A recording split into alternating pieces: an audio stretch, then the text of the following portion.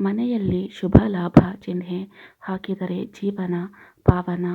ಒಂದು ಧನಾತ್ಮಕ ಶಕ್ತಿ. ಮನೆಯಲ್ಲಿ ಶುಭ ಲಾಭ ಎನ್ನುವ ಮಂಗಳಕರ ಚಿಹ್ನೆಗಳನ್ನು ಬರೆಯುವುದರಿಂದ ಅಥವಾ ಈ ಚಿಹ್ನೆಯನ್ನು ಮನೆಯಲ್ಲಿ ಇಟ್ಟುಕೊಳ್ಳುವುದರಿಂದ ಧನಾತ್ಮಕ ಶಕ್ತಿಯ ಹರಿವು ಹೆಚ್ಚಾಗುತ್ತದೆ. ಇದು ಮನೆಯಲ್ಲಿ ನಕಾರಾತ್ಮಕ ಶಕ್ತಿಯನ್ನು ಹೋಗಲಾಡಿಸುತ್ತದೆ ಮತ್ತು ಇದು ಮನೆಯಲ್ಲಿ ಸಂತೋಷವನ್ನು ತರುತ್ತದೆ ಎನ್ನುವ ನಂಬಿಕೆಯಿದೆ. 2. ಅದೃಷ್ಟ. ನೀವು ನಿಮ್ಮ ಮನೆಯಲ್ಲಿ ಶುಭ ಲಾಭ ಚಿಹ್ನೆಯನ್ನು ಹಾಕುವುದು ಅದೃಷ್ಟ ಮತ್ತು ಭಾಗ್ಯವನ್ನು ತರುತ್ತದೆ ಎನ್ನುವ ನಂಬಿಕೆಯಿದೆ. ಈ ಶುಭ ಮತ್ತು ಲಾಭ ಚಿಹ್ನೆಯು ಮನೆಯಲ್ಲಿ ಸಕಾರಾತ್ಮಕ ಕಂಪನಗಳನ್ನು ಹೆಚ್ಚಿಸುತ್ತದೆ ಮತ್ತು ಸಂತೋಷದ ಹರಿವು ವೃದ್ಧಿಯಾಗುತ್ತದೆ. 3. ಭದ್ರತೆ. ಶುಭ ಮತ್ತು ಲಾಭ ಈ ಮಂಗಳಕರ ಚಿಹ್ನೆಯನ್ನು ಮನೆಯಲ್ಲಿ ಇಟ್ಟುಕೊಳ್ಳುವುದರಿಂದ ಅದು ನಿಮಗೆ ಭದ್ರತೆ ಮತ್ತು ರಕ್ಷಣೆಯನ್ನು ನೀಡುತ್ತದೆ. ಇದು ನಿಮ್ಮ ಮೇಲಿನ ಮತ್ತು ನಿಮ್ಮ ಮನೆಯ ಮೇಲಿನ ಕೆಟ್ಟ ದೃಷ್ಟಿದೋಷವನ್ನು ತೆಗೆದುಹಾಕುತ್ತದೆ ಮತ್ತು ನಕಾರಾತ್ಮಕ ಶಕ್ತಿಗಳಿಂದ ನಿಮ್ಮ ಮನೆಯನ್ನು ರಕ್ಷಿಸುತ್ತದೆ.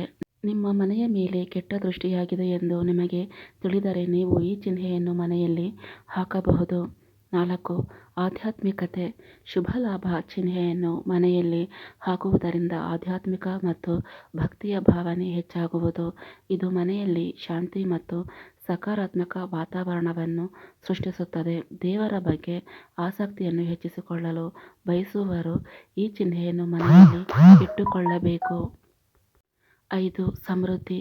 ಶುಭ ಲಾಭದ ಚಿಹ್ನೆಯನ್ನು ಬರೆಯುವುದರಿಂದ ಮನೆಯಲ್ಲಿ ಸಮೃದ್ಧಿ ಮತ್ತು ಸಂಪತ್ತು ಹೆಚ್ಚಾಗುತ್ತದೆ. ಇದು ಮನೆಯಲ್ಲಿ ಸಂತೋಷ, ಶಾಂತಿ ಮತ್ತು ಸಮೃದ್ಧಿಯನ್ನು ತರುತ್ತದೆ. ಇದು ನಿಮಗೆ ಲಕ್ಷ್ಮೀದೇವಿಯ ಆಶೀರ್ವಾದವನ್ನು ಕರುಣಿಸುತ್ತದೆ. ಶುಭ ಲಾಭ ಚಿಹ್ನೆ ಬರೆಯುವುದರ ನಿಯಮಗಳು. ಮನೆಯ ಮುಖ್ಯದ್ವಾರದ ಮೇಲೆ ಶುಭ ಲಾಭವನ್ನು ಬರೆಯಬೇಕು.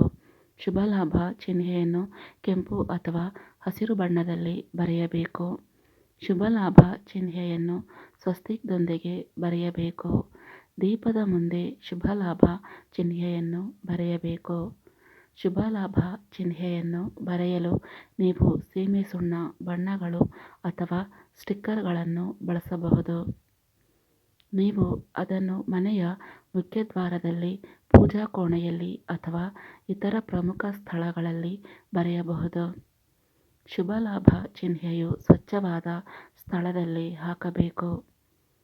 ಶುಭ ಲಾಭ ಚಿಹ್ನೆಯ ಬಳಿ ಯಾವಾಗಲೂ ದೀಪವನ್ನು ಬೆಳಗಿ ಸಕಾರಾತ್ಮಕ ಆಲೋಚನೆ ಇರಲಿ.